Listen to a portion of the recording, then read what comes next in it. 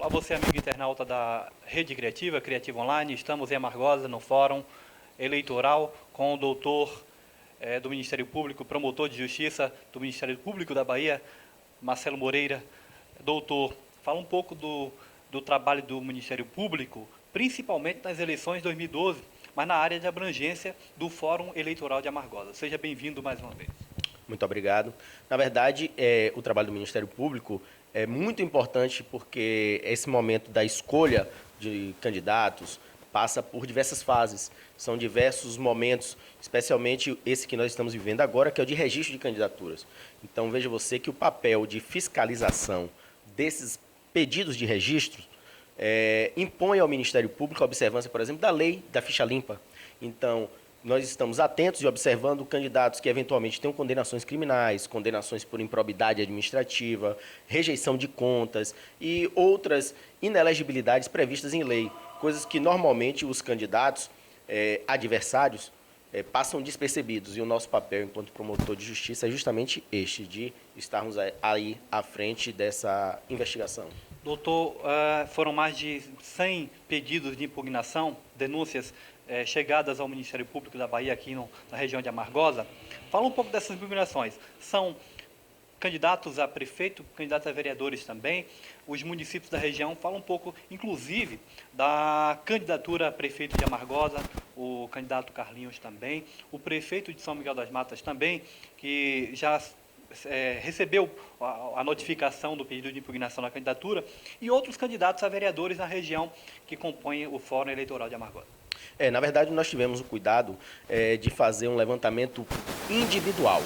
O nosso procurador regional eleitoral, o Sidney Madruga, ele elaborou um banco de dados onde todos os promotores da Bahia, eles estão fazendo uma pesquisa individual da situação de cada candidato. Então, nessa ferramenta que foi disponibilizada de pesquisa para a gente pode detectar, por exemplo, coloca o seu nome lá, e se você prestou contas e o TCM, por exemplo, rejeitou as suas contas, ou o TCU, ou o TCE, então lá nós vamos detectar. Então, qual foi o nosso trabalho? Nós fizemos uma pesquisa com base nas listas disponibilizadas por estes tribunais e outros tribunais também, Tribunal Regional Federal, a Justiça Eleitoral, todos eles disponibilizaram dados, que consta dessas informações que foram disponibilizadas para a gente.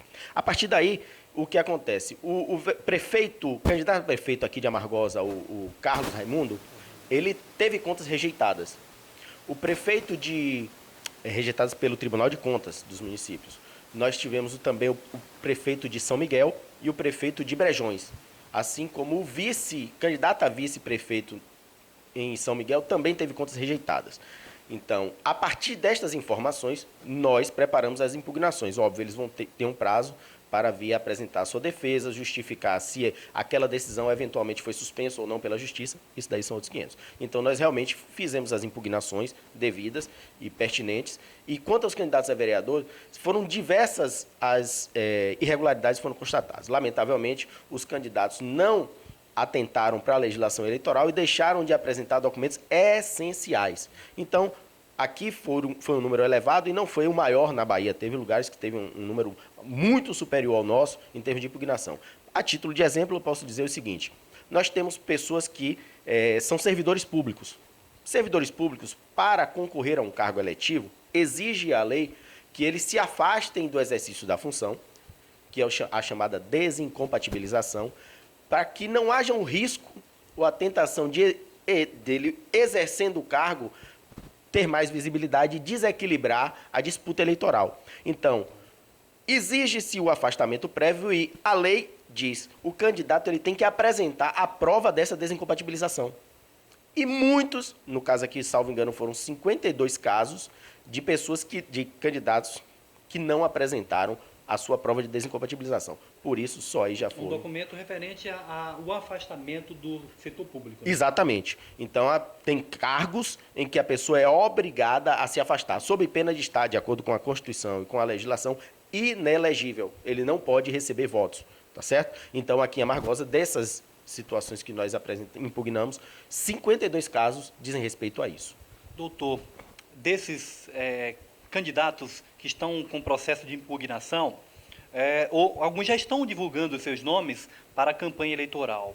Qual o prazo que é dado para que eles resolvam realmente a situação de impugnação, que realmente consigam eliminar, que dê à frente a campanha de candidatura? Qual o prazo referente que o eleitor lá do outro lado vai saber esse candidato realmente vai até o final das eleições? Qual o prazo oficial?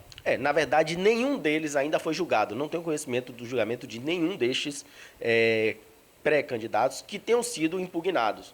Então, na verdade, eles estão fazendo a campanha e ainda que haja uma decisão aqui em primeira instância desfavorável, acaso essa decisão seja objeto de um recurso, eles poderão fazer sim a campanha sub júdice, ou seja, é uma campanha que eles estarão fazendo por conta e risco deles próprios. Então, caberá ao partido ou à coligação decidir, tendo sido indeferido o registro de algum de seus pretendentes, a coligação pode simplesmente substituí-lo por outro ou insistir naquela candidatura para tentar reverter a decisão no tribunal. Então, enquanto não houver uma decisão definitiva, ele poderá sim fazer a sua campanha sub júdice. Agora, é de risco e o povo, lá adiante, que eventualmente votar neste candidato, pode acontecer, se no final for indeferido, aqueles votos não serem considerados. Então, por exemplo, o candidato pode realmente seguir a campanha até que eles sejam julgados, depois ou antes da campanha eleitoral. Isso, eles podem continuar com a campanha deles, ainda que a decisão do juiz aqui de primeira instância diga está indeferido. Estando indeferido, qual seria a regra? Eles não poderão participar mais da disputa eleitoral. Só que esta decisão está sujeita a recurso. É isso que eu estou dizendo. Então, indo ao tribunal, ainda não há uma decisão definitiva. Nós temos a primeira decisão, que foi a decisão do juiz, e os desembargadores lá no Tribunal Regional Eleitoral irão confirmar ou não esta decisão. Mas, enquanto não houver essa confirmação, poderá seguir normalmente a sua campanha, com o risco de, eventualmente, ser confirmada essa decisão, e eles gastaram dinheiro com campanha e não vai haver qualquer tipo de indenização ou ressarcimento, porque o risco é exclusivamente deles. Doutor Marcelo, a campanha já começou, campanha eleitoral. Fala os principais cuidados que os candidatos, tanto de vereadores ou prefeitos também, deverão ter. Claro que sempre estiveram ao longo desse tempo, mas a partir de agora, uma cautela um pouco maior. Quais são os cuidados para não serem denunciados pelo Ministério Público? Evidentemente que o Ministério Público é mais um dos legitimados, mas eu fico exortando também aos candidatos de oposição que presenciam, que verifiquem a ocorrência de irregularidades. Ora, o candidato, ele vai eventualmente se sentir assim tentado. Normalmente temos eleitores desavisados que procuram candidatos e me ajude, eu preciso disso ou eu preciso daquilo, e eventualmente o candidato pode se sentir assim tentado a dar uma ajuda. E nisso poderá caracterizar uma captação ilícita de sufrágio, por exemplo.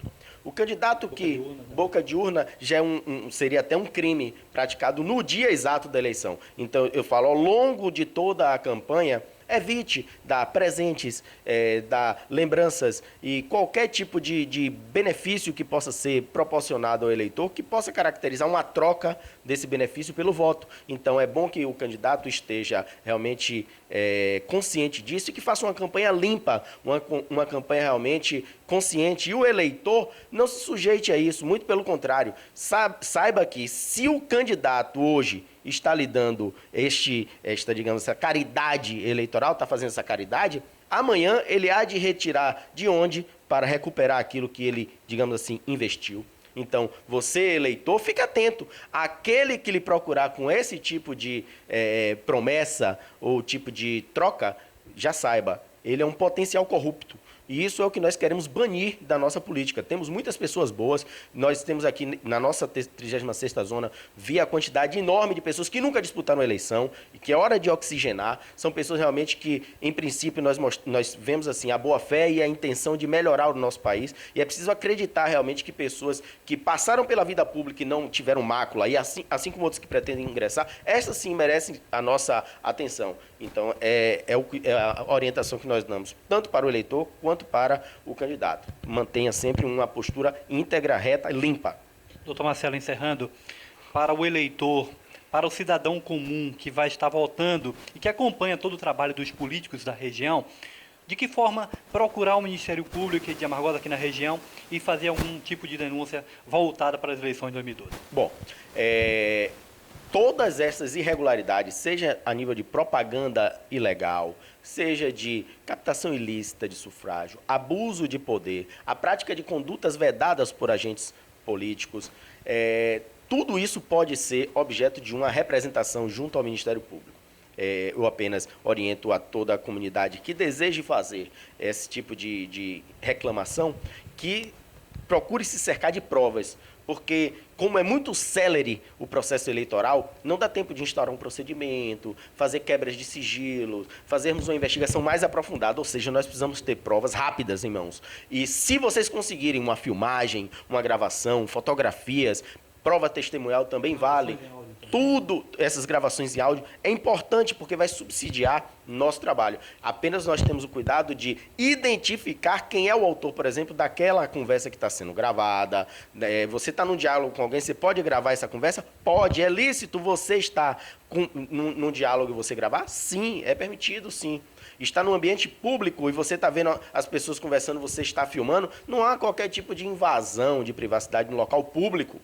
Agora, se você entra na casa de alguém e vai filmar a intimidade de alguém, óbvio, isso aí já não é permitido. Então, dentro das provas lícitas, tragam que o Ministério Público fará a sua parte, ingressará, sim, com as ações necessárias para tirar da disputa candidatos que, eventualmente, tenham uma conduta dessa. E nós esperamos que na nossa zona eleitoral isso não aconteça. Ou, se acontecer, que a gente consiga realmente coibir e tirar da disputa.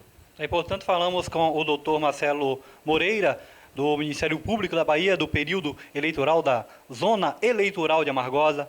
Doutor Marcelo, os microfones da Criativa estarão sempre à disposição, sempre estiveram, principalmente agora no período eleitoral. Bom trabalho, que as eleições ocorram muito bem, principalmente em nossa região. É verdade, nós agradecemos a oportunidade e parabenizamos ao pessoal daí da Criativa Online pela iniciativa. Realmente algo importantíssimo levar ao público esse tipo de informação. Parabéns a vocês e rogo a Deus que tenhamos uma eleição limpa, uma eleição justa e que os melhores realmente para os nossos municípios vençam as eleições. Obrigado. Ok.